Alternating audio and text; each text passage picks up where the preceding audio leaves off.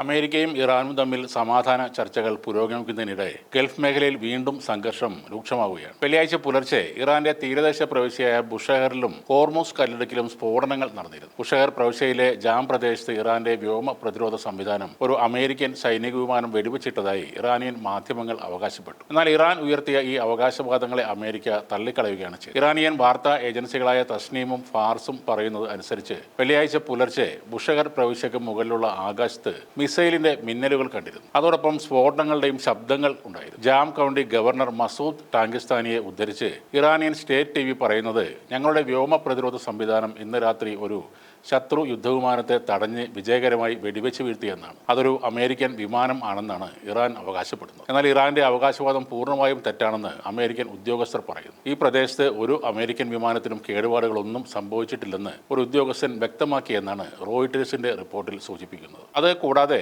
Hormuz കല്ലിടുക്കിന് സമീപം അമേരിക്കയുമായി ബന്ധമുള്ള ചില കപ്പലുകൾ ഉൾപ്പെടെ 4 കപ്പലുകളെ ഇറാൻ റവല്യൂഷണറി ഗാർഡ് ലക്ഷ്യം വെച്ചതായും റിപ്പോർട്ടുകളുണ്ട്. 60 ദിവസത്തെ താൽക്കാലിക വെടിനിർത്തലും ഹോർമൂസ് കല്ലിടുക്ക് തുറക്കലും ഉൾപ്പെടെ ഇരു രാജ്യങ്ങളും തമ്മിലുള്ള സമാധാന കരാറിന്റെ റിപ്പോർട്ടുകൾ പുറത്തു വന്ന അതേ സമയത്ത് തന്നെയാണ് ഈ പുതിയ സംഭവ വികാസങ്ങൾ ഉണ്ടായിരിക്കുന്നത്. നയതന്ത്ര ചർച്ചകളിൽ സമാധാന പദ്ധതികൾ രൂപപ്പെടുത്തുമ്പോൾ തന്നെ ഇരു രാജ്യങ്ങളും തമ്മിലുള്ള സംഘർഷങ്ങൾ വീണ്ടും രൂക്ഷമാവുന്നതായാണ് റിപ്പോർട്ടുകൾ. നിലവിലെ വെടിനിർത്തൽ 60 ദിവസം കൂടി നീട്ടുന്നതിനും ആണവ പദ്ധതികളെ കുറിച്ചുള്ള ചർച്ചകൾ പുനരാരംഭിക്കുന്നതിനും ഇരു രാജ്യങ്ങളും തമ്മിൽ ധാരണയിലെത്തി. ഇതാണ് American vice president JD Vance സൂചിപ്പിച്ചത്. ഇരു രാജ്യങ്ങളും ഒരു പുതിയ ഉടമ്പടിയിലേക്ക് വളരെ അടുത്തെത്തിയെങ്കിലും ഔദ്യോഗികമായ പ്രഖ്യാപനത്തിനായി പ്രസിഡന്റ് ഡൊണാൾഡ് ട്രംപിന്റെ അനുമതി ആവശ്യമാണ്. ഇറാന്റെ ആണവ പദ്ധതികളെ വളരെ അധികം പിന്നോട്ട് കൊണ്ടുപോകുന്ന വ്യവസ്ഥകളാണ് ഈ പുതിയ കരാറിലുള്ളത്. ഹോർമൂസ് കല്ലിടുക്കിലൂടെയുള്ള കപ്പൽ ഗതാഗതം തടസ്സങ്ങൾ ഒന്നുമില്ലാതെ സുഗമമാക്കാൻ ധാരണയായിട്ടുണ്ട്. ഈ മേഖലയിൽ ഇറാൻ സ്ഥാപിച്ചിട്ടുള്ള മൈനുകൾ 30 ദിവസത്തിനുള്ളിൽ നീക്കം ചെയ്യണം. ഏപ്രിൽ 8 നിലവിൽ വന്ന താൽക്കാലിക വെടിനിർത്തൽ കരാർ 60 ദിവസത്തെ കൂടി നീട്ടുമെന്നാണ്